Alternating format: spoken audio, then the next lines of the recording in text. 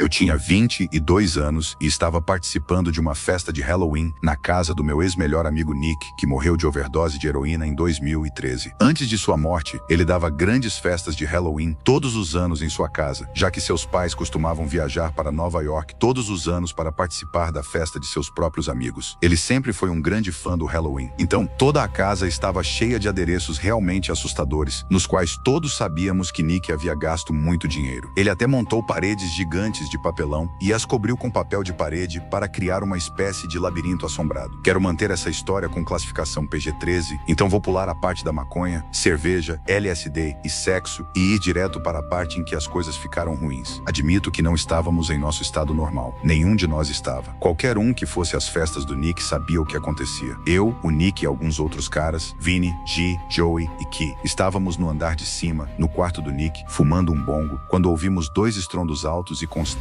vindos do andar de baixo. O Nick, desajeitado, mas em pânico, correu para abrir a porta e ver o que estava acontecendo. Havia gritos de meninos e meninas. Lembro-me claramente. Parecia que havia uma multidão de pessoas gritando por suas vidas lá embaixo. Todos nós chamamos Nick para voltar e fechar a porta. Mesmo sob o efeito de drogas, todos sabíamos o que estava acontecendo. Nick correu para dentro e fechou a porta rapidamente, mas também a trancou silenciosamente atrás de si. Ele se virou para nós e tinha a expressão facial de alguém que acabara de testemunhar um assassinato. O que você viu? O que está acontecendo? Todos gritamos para ele. Ele nos disse para nos escondermos antes de qualquer outra coisa. Todos nós sabíamos o motivo. A partir daquele momento, não fizemos mais perguntas. Nick apagou as luzes e se escondeu no armário com Joe, enquanto eu me escondi debaixo da cama com Queen e Vinny se escondeu na caixa de armazenamento. Pudemos ouvir a música alta do andar de baixo ser desligada. Em seguida, um homem adulto gritou para todos ficarem calados. Uma garota infeliz soltou um grito de choque e medo, e depois outro estrondo. Silêncio. O homem começou a gritar com todos novamente, mas pessoalmente eu não conseguia ouvir muito bem e certamente não me lembraria exatamente do que ele estava gritando. Ouvimos outros dois homens gritando. Até então, havia 3 intrusos confirmados na casa, mas poderia haver mais pelo que sabíamos. Naquele momento, ouvimos o som de botas subindo as escadas e, em seguida, chegando até a metade do corredor e parando do lado de fora da porta do quarto. O intruso do outro lado da porta tentou girar a maçaneta, mas quando percebeu que estava trancada, começou a bater na porta, provavelmente com o ombro. Após algumas tentativas frustradas, o som de alguns tiros na maçaneta foi suficiente para quebrar a fechadura, permitindo que a porta se abrisse. Ouvimos gritos vindos do andar de baixo após os tiros na maçaneta, seguidos por um silêncio sepulcral. Eu e Nick colocamos as mãos na boca para abafar nossos ruídos de respiração. Observei através do tecido transparente que pendia da parte de baixo da cama de Nick, enquanto as botas pretas com jeans rasgados se moviam instintivamente em direção ao armário. Ele abriu a porta. Eu podia ouvir Nick implorando para que o intruso não o matasse, oferecendo uma quantia generosa de dinheiro se eles fossem embora. Nick se entregou como o dono da casa. Foi quando o intruso ordenou que ele descesse as escadas. O resto de nós ficou onde estava. Aparentemente, Joey não tinha sido pego com Nick. Ficamos debaixo da cama, tremendo e com medo. Havia quase silêncio no andar de baixo, exceto Nick conversando com os intrusos. Mas o que quer que eles estivessem dizendo era muito baixo para nós ouvirmos. Pareceram quase 20 minutos antes que a porta da frente se fechasse e Nick voltasse correndo para o andar de cima para nos dizer que eles tinham ido embora. Acho que o momento mais horrível da minha vida foi quando desci as escadas, voltei para a sala e vi os 2 corpos sem vida no chão, com buracos na cabeça jorrando sangue. Jen e Rob, 2 bons amigos dos quais ainda sinto saudades. Vou poupar vocês dos detalhes do que aconteceu quando a polícia chegou,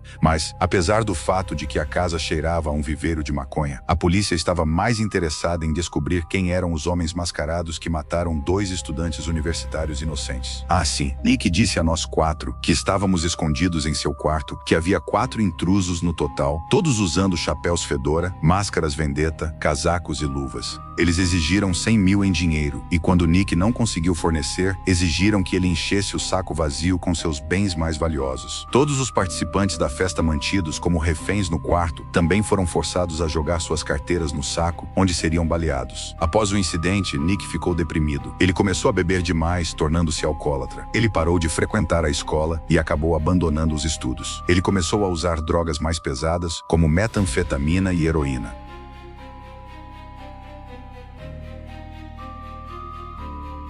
Uma casa pela qual meus pais pagaram metade. Eram 11 horas da noite. Eu estava sentado na sala assistindo a filmes assustadores de Halloween quando me levantei para atender a porta. Mas então parei e pensei, quem poderia estar na porta às 11 da noite? Certamente não havia mais crianças pedindo doces ou travessuras. Tive um pressentimento de que era um Halloween tardio, alguém tocando a campainha e fugindo. Então, esperei um segundo. Depois, dei uma olhada na varanda pela janela. Eles já tinham ido embora. Sim, alguém tocando a campainha e fugindo. Sentei-me novamente, sem pensar duas vezes. E novamente alguém bateu na porta da frente. Vão embora, gritei. Não estava com disposição para lidar com crianças malcriadas. Eles ignoraram meu pedido e começaram a bater com força. Não era apenas uma batida. Eu estava irritado. Agora, levantei-me de um salto e abri a porta. Não havia ninguém lá. Mais uma vez, calcei meus sapatos e saí para procurar as crianças nos arbustos. Mas não havia ninguém à vista. Nem nos arbustos, nem atrás do meu carro, nem do outro lado da rua. Eu estava cansado de responder. Não queria mais alimentar a diversão deles. Então voltei para dentro, tranquei a porta com 2 chaves e fui para o meu quarto, trancando também a porta, acho que para me sentir mais seguro. Mesmo com a TV ligada, eu ainda podia ouvir os garotos idiotas batendo repetidamente na minha porta da frente. Eu estava quase ligando para a polícia para mandá-los embora,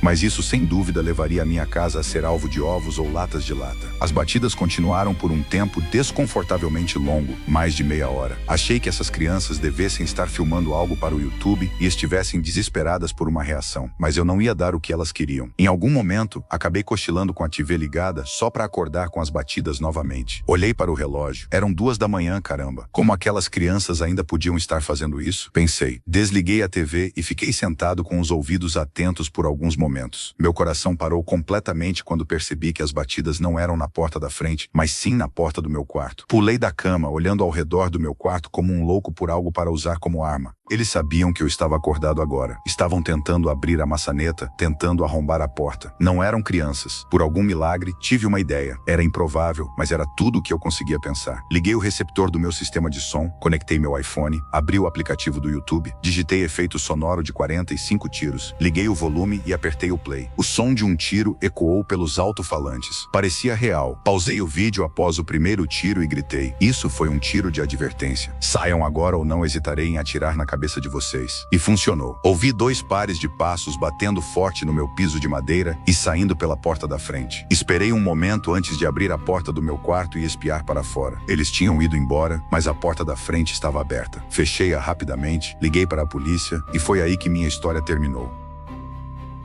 Eu nunca fui muito fã do Halloween, principalmente porque cresci sem muitos amigos e depois dos 10 anos não podia mais usar a desculpa de ir com minha mãe. E não era como se eu tivesse amigos para ir comigo. No último Halloween, eu tinha 14 anos. Tenho uma irmãzinha de apenas 8 anos, então minha mãe foi pedir doces com ela. Meu único amigo de verdade, Steve. Eu já tinha planos e não queria me impor, então parecia que eu não iria pedir doces este ano. Senti uma pequena parte de mim explodir de felicidade por dentro, quando minha mãe me pediu para ficar em casa e distribuir doces. Agora eu sentia que tinha uma tarefa a cumprir que não envolvia pedir doces sozinho, como um perdedor. Minha mãe saiu com minha irmã por volta das 6 horas, cerca de 1 hora depois de chegar do trabalho. Ela me disse para esperar seu retorno por volta das 9, então eu estava relaxando no sofá da sala, assistindo a maratona de Scary Movie no AMC, e ocasionalmente atendendo a porta para dar doces às crianças. E enquanto fazia isso, o telefone da cozinha começou a tocar. Lembro que o toque estava tão alto que me fez pular. Atendi o telefone e do outro lado permaneceu em silêncio, exceto por alguns ruídos de fundo, sons que você esperaria quando alguém está segurando um telefone. Acho que disse alô cerca de 5 vezes antes que a pessoa do outro lado desligasse. Eu sabia que era alguém fazendo uma brincadeira de Halloween comigo. O que mais eu poderia fazer além de ignorar? Isso funcionou bem nos minutos seguintes, enquanto eu assistia TV e atendia o telefone, até que ele tocou novamente, com o mesmo número desconhecido aparecendo no identificador de chamadas. Eu queria ver no que isso ia dar, então atendi mais uma vez. Desta vez, pude ouvir uma respiração muito fraca do outro lado da linha. Tudo bem, Steve, eu sei que é você, eu disse ao telefone. Eles desligaram. A essa altura, eu não queria dizer que estava com medo, mas com certeza estava um pouco inquieto. Demorou muito tempo até o telefone tocar novamente. Estava ficando mais tarde e mais escuro, e a campainha parecia tocar cada vez menos. Eu estava assistindo ao filme original Sexta-feira 13 quando aconteceu novamente. O som daquele telefone tocando se tornou nauseante, pois eu sabia quem seria. Ou melhor, eu não sabia.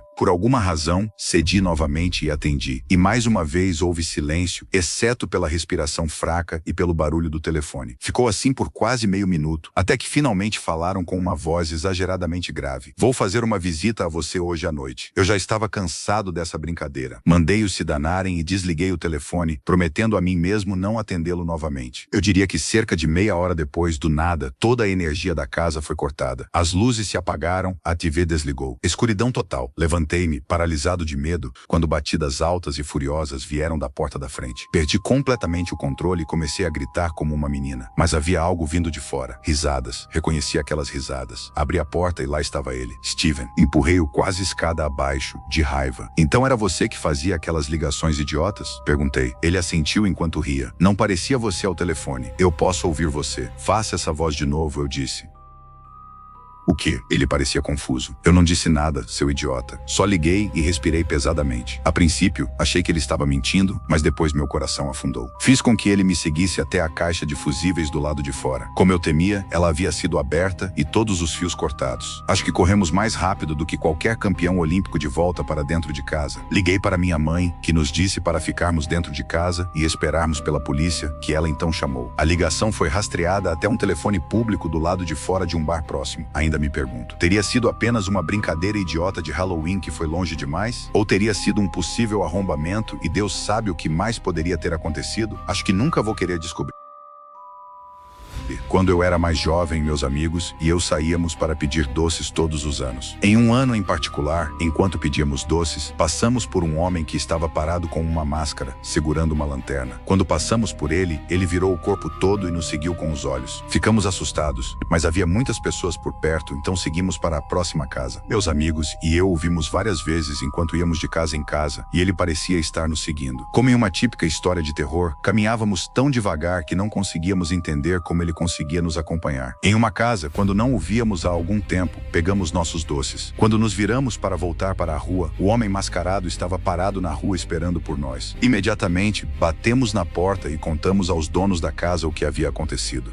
O homem mascarado continuou andando pela rua e não o vimos novamente naquela noite. Mais tarde, um amigo adulto da família nos contou que viu um homem mascarado escondido atrás de uma árvore, acenando para crianças pequenas, e que ele só recuou quando ele ameaçou chamar a polícia. Eu estava pedindo doces ou travessuras com minha amiga Casey. Nós duas tínhamos 11 anos na época. Estávamos atravessando uma pequena ponte de madeira sobre um riozinho que muitos chamam de Rio Jack Winkle quando um jipe preto parou do outro lado da ponte, praticamente bloqueando o nosso caminho. Nos viramos e saímos correndo. Éramos o tipo de criança que obedecia às regras de segurança contra estranhos. Ouvimos os vidros do jipe abaixando e um homem com voz rouca de fumante nos chamando de volta. Ele gritava por socorro, pedindo informações. Eu gritei desculpe e continuamos a nos afastar rapidamente. O jipe não conseguiu passar pela ponte pequena, então arrancou e seguiu pela rua do outro lado. Pensamos que tínhamos escapado do motorista assustador quando um SUV surgiu em alta velocidade na esquina e desceu a rua, freando bruscamente na nossa frente mais uma vez. O motorista abaixou os vidros. Agora, com eles bem ao nosso lado, pudemos ver que havia 2 passageiros no carro também. Um senhor de idade, com cabelos grisalhos encaracolados e bigode, que estava no banco de trás e tinha uma voz rouca de fumante. Nos disse para entrarmos no carro, pois eles tinham sacos de doces de graça. O Jeep fez uma manobra brusca e nos seguiu para onde quer que fôssemos. Em um dado momento, o Jeep finalmente acelerou, passou por nós, parou, e as portas traseiras e dianteiras do lado do passageiro se abriram, revelando os 2 homens sinistros que saíram, avançando em nossa direção. Largamos nossos sacos de doces e corremos direto para minha casa, que agora estava à vista. Tocamos a campainha desesperadamente, pelo menos 20 vezes. Os homens que nos perseguiam não conseguiam correr rápido e quando nos viram correndo para minha casa, voltaram. Minha mãe abriu a porta e nós gritamos e apontamos para o jipe que estava dando ré na direção oposta. Ela nos empurrou para dentro, trancou a porta e ligou para a polícia, como qualquer mãe faria. Ela relatou o jipe preto com 3 homens dentro, de aparência mais velha, com vozes roucas e quaisquer outras descrições que tenhamos dado. Minha mãe passou a noite inteira em pânico, preocupada com o fato de que agora sabiam onde morávamos. Meu pai tentou acalmá-la, mas ela não conseguia se acalmar. No fim, a polícia concordou em enviar uma viatura descarregada descaracterizada para ficar de guarda na frente da casa por 3 horas. Isso fez minha mãe se sentir um pouco melhor. Mas o que realmente nos tranquilizou foi quando meu pai nos acordou e viu as luzes vermelhas e azuis piscando do lado de fora da viatura descaracterizada que haviam parado. Um SUV, um Jeep preto e 3 homens algemados. Os 3 velhos tarados que tentaram nos sequestrar, a mim e a Casey. Meu pai saiu para falar com o policial e provavelmente confirmou que eram aqueles os homens. Eu e a Casey fomos até a porta e gritamos para chamar a atenção deles. Eles olharam e nós duas mostramos o dedo do meio. Minha mãe então nos puxou de volta para dentro, fechou a porta e nos mandou para a cama. A noite que parecia a pior de nossas vidas se transformou na melhor. Essa história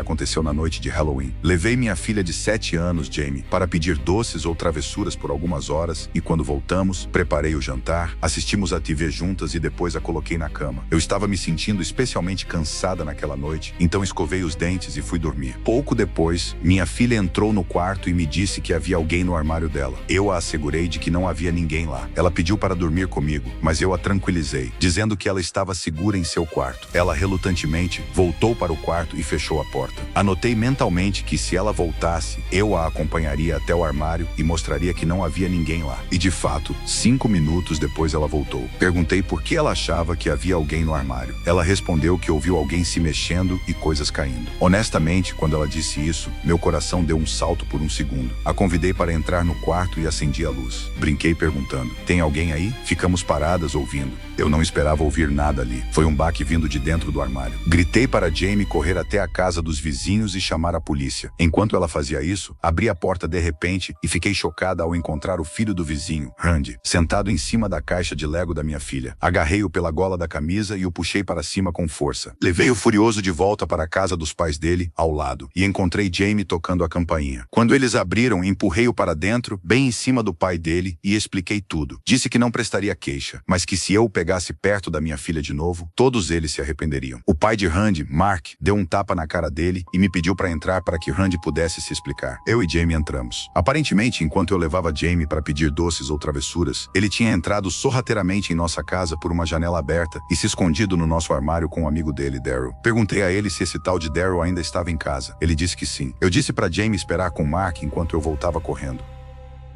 E assim que entrei, lá estava ele, esse tal de Daryl, mais feio e com uma aparência mais suspeita do que o Randy. Ele estava com a calcinha da minha filha nas mãos. O que eu fiz em seguida foi pura raiva protetora de pai. Agarrei o moleque pelo pescoço e o joguei no chão, dando-lhe 4 tapas na cara, e depois, hesitante, deixei que ele se levantasse e fosse embora. O único motivo pelo qual não chamei a polícia foi a minha amizade com o Mark. Mas deixei bem claro que, se eles sequer acenassem para minha filha de novo, estariam no noticiário. No dia seguinte, voltamos a dormir. Depois daquele incidente, deixei a Jamie dormir comigo. Ela ficou horrorizada. Na manhã seguinte, encontrei um pequeno furo de broca na porta do armário dela. Os pestinhas estavam espionando minha filha enquanto ela dormia e, ao mesmo tempo, mexendo na roupa íntima dela. Talvez você não entenda o horror dessa história, a menos que seja pai ou mãe, mas há muitos dias em que penso que errei ao não chamar a polícia. Ainda posso, mas nada aconteceu desde então e acho que não devo criar mais problemas agora. A Jamie tem 13 anos agora e aquele tarado do Randy já foi para a faculdade.